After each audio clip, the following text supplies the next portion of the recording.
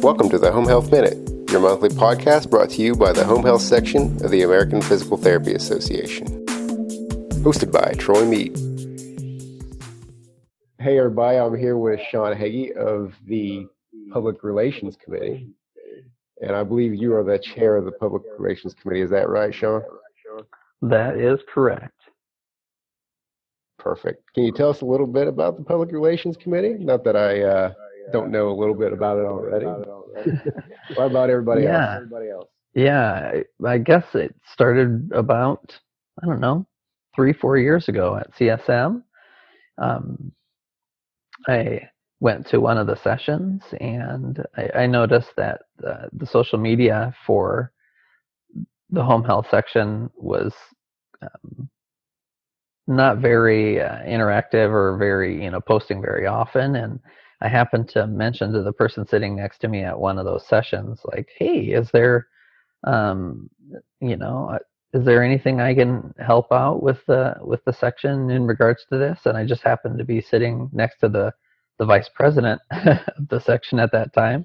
And she said, yes, let me get you in touch with our president, who at that time was Cindy Kraft. And basically it started from there of, there wasn't a public relations committee at that moment, but that's what started. It started as a task force, and eventually became an official committee about 2 years ago. And so I've been the chair since the beginning. And over the last 2 years, it's the focus of our committee is mostly just letting our membership know what's going on with legislative changes and regulatory things that are coming up, and kind of letting people see what our leadership is doing to improve our profession and critical issues in the home health industry. And we also run the social media accounts to kind of keep in touch with membership that way as well. So it started off as a volunteer position, and it's still a volunteer position, correct? Yep, it is. It's and it's one of the committees that are assigned. So we are technically under the president's leadership. It's not a elected position like president, vice president, secretary, treasurer, nominating committee. So no running for office for this one, right? No, I'm not a running for office type of guy anyway. That's all right.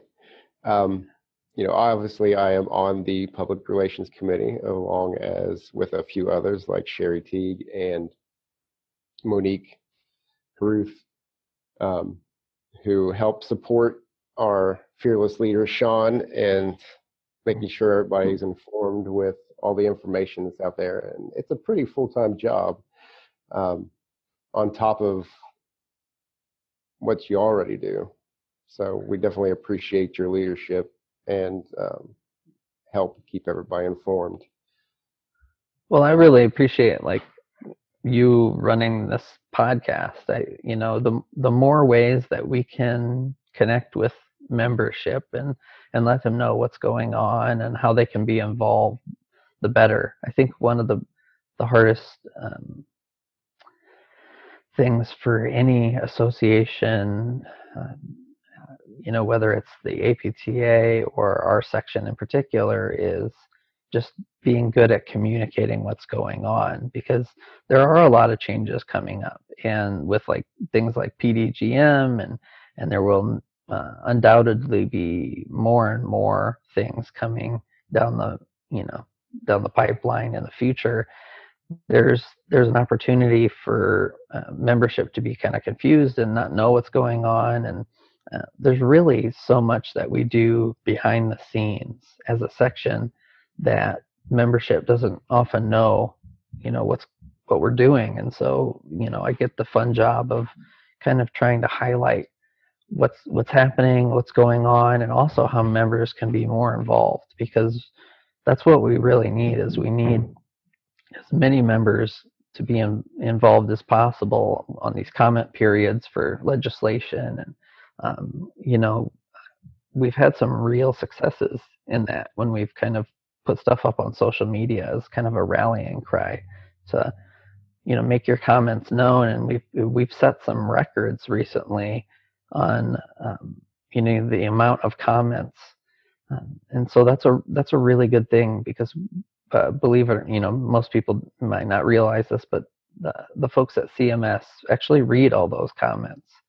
And the more comments that we can have to let them know the impact that some of this legislation and regulations will do, the better informed they are, and sometimes they actually do change their mind, believe it or not. I know that will shock some people, but there is a good reason to be involved, and let your voice be known, because we can actually really make a difference. Yeah, I think you make a good point. There's not only this committee, but there's all kinds of other committees like the practice committee and the public and the government affairs. Yeah, that's what I was thinking. Thank you. You read my mind. The government affairs that are doing a lot of work out there, and it's kind of our job to kind of make sure that stuff gets known, because I know I've done a lot of podcasts on some of the stuff that all those have been doing, as well as the government relations committee has also been working with our parent company, the American Physical Therapy Association, and making sure that's well known as well. Because you can get confusing. I'm in a review choice state as well. So there's our review choice, there's PDGM, and then not to get that confused with PDPM, which is with our nursing home brethren, our skilled nursing facility brethren out there. And it's a full-time job to try to keep everybody informed and try to get that information out there. Yeah, because there's so many myths out there about all of those things, and we're really fortunate in the home health section to have really amazing leadership. Carol Zenecker is the chair of the Government Affairs Committee, and she is just on top of things, working with the APTA and Kara Gaynor, who is kind of the point person for those kind of government affairs issues, and really keeping people up to date. And Ken Miller is just an absolute rock star as the practice chair of coming up with some of these really, really great resources that are free for everyone, to improve practice standards in the profession. We're really fortunate, and those are just two of many people who are really, really hardworking behind the scenes. And so, I guess I get a part of our job here on the PR committee is just kind of shining a light and letting people know, because a lot of people don't know some of the free resources that they have as membership. The toolbox and some of these resources that are really, really helpful tools, and that's part of membership.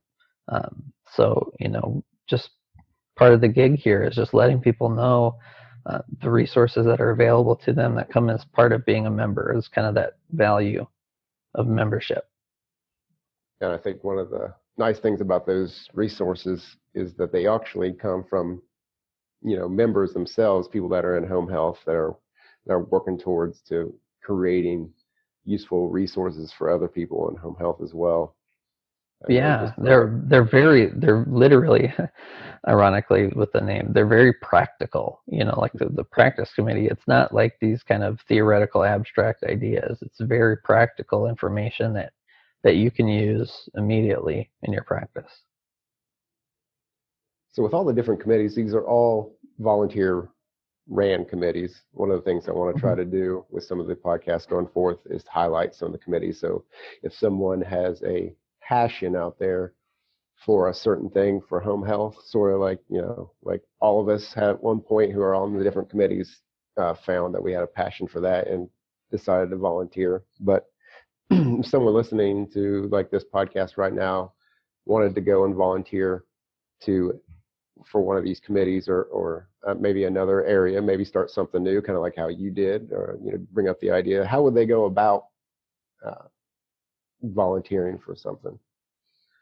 There's a couple of ways, and we have a website redesign coming up, so I can't speak for exactly how that will look here in a couple of months, but the method will roughly be the same. On our section's website, homehealthsection.org, there is in one of the drop-down boxes an option for volunteering, and there's a little form to fill out, kind of your contact information and then what you're interested in.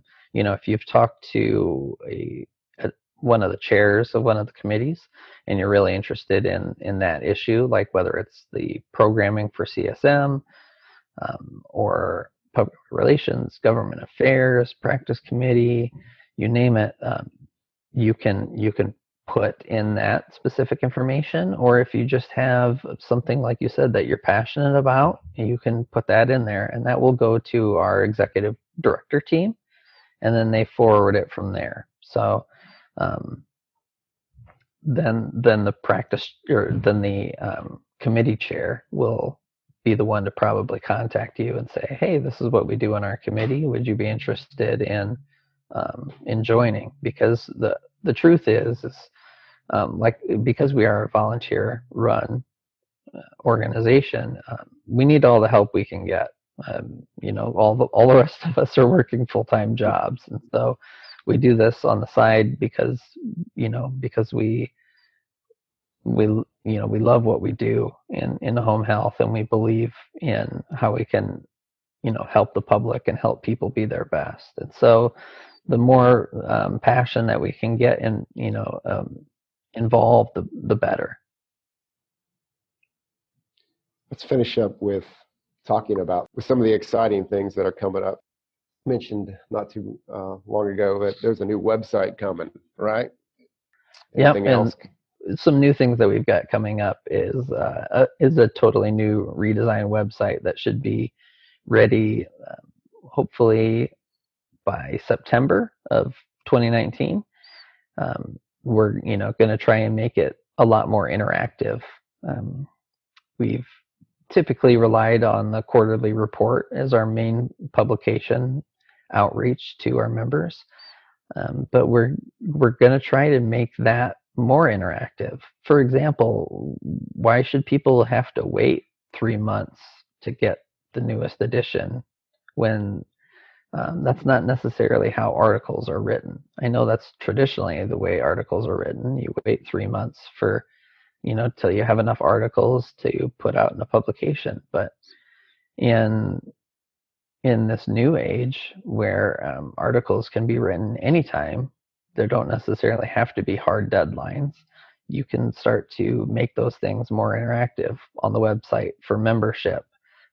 We can start to have membership-related groups. So there's even more value in being a member and having access to things earlier.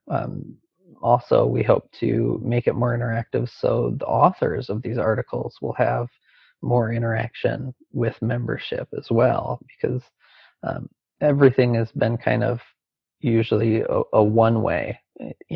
People receive the information and that's it. But with it,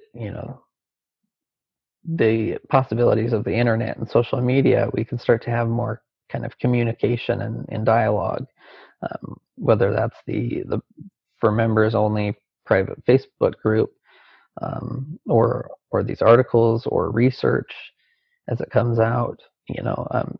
There's a lot of possibilities out there that I'm really looking forward to. Thank you for listening to the Home Health Minute, the podcast from the Home Health section of the American Physical Therapy Association. Check out our website at www.homehealthsection.org. There you can find links to this episode, tons of helpful resources for your practice, and how to connect with us on social media. Thanks for joining us, and we'll see you next time.